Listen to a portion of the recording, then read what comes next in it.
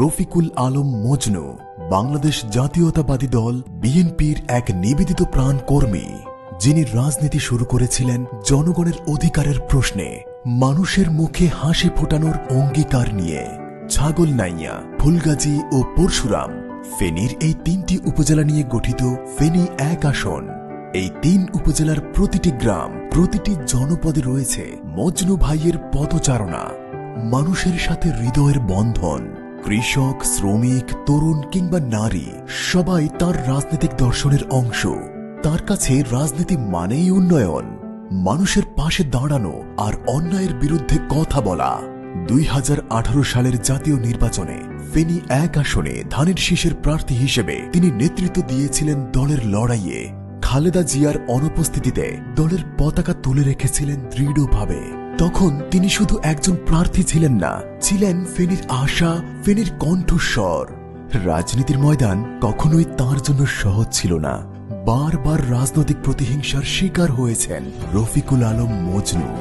অন্যায়ের বিরুদ্ধে কণ্ঠস্বর হওয়ায় তার বিরুদ্ধে দায়ের হয়েছিল অগণিত মিথ্যা মামলা, কিন্তু কারাবাস বা নির্যাতন কিছুই তার মনোবল ভাঙতে পারেনি।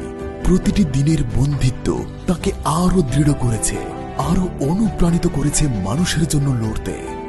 আজও তিনি ফেনী ১ আসনের বিএনপির সাংগঠনিক সম্পাদক।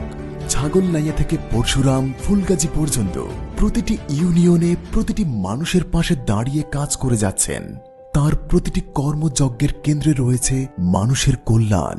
তার প্রতিটি সিদ্ধান্তের লক্ষ্য ফেনীর উন্নয়ন। ২০২৪ সালের ফেনীর ইতিহাসের সবচেয়ে ভয়াবহ বন্যায় যখন ফেনী জুড়ে কান্না, ছাগলনাইয়া, ফুলগাজী আর পরশুরামের ঘর বাড়ি ডুবে গেল পানিতে, মানুষ হারালো জীবিকা, হারালো আশ্রয়, তখন মাঠে নামলেন রফিকুল আলম মজনু। তিনি ছুটেছেন গ্রামের পর গ্রাম, নিজ হাতে ত্রাণ পৌঁছে দিয়েছেন ক্ষুধার্ত মানুষের ঘরে। শিশু থেকে বৃদ্ধ সবাই তাকে দেখেছে নেতা নয়, একজন মানবিক মানুষ হিসেবে। তার নেতৃত্বে অসংখ্য স্বেচ্ছাসেবক নেমে পড়েছিলেন মাঠে। মজনু ভাইয়ের সেই দিনগুলোর মানবিকতা আজও ফেনীর মানুষ ভালোবাসায় স্মরণ করে। তিনি বিশ্বাস করেন ফেনীর উন্নয়ন মানেই বাংলাদেশের উন্নয়ন। এই জেলার যুবকদের কর্মসংস্থান, কৃষকের ন্যায্য মূল্য আর নারীর অর্থনৈতিক স্বাধীনতা, এই ৩ ভিত্তিতেই গড়ে উঠবে আগামী দিনের ফেনী।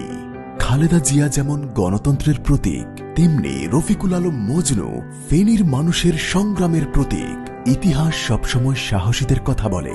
রফিকুল আলম মজনু বারবার প্রমাণ করেছেন রাজনীতি ক্ষমতার নয়, ত্যাগের। আর সেই ত্যাগের অপর নাম রফিকুল আলম মজনু।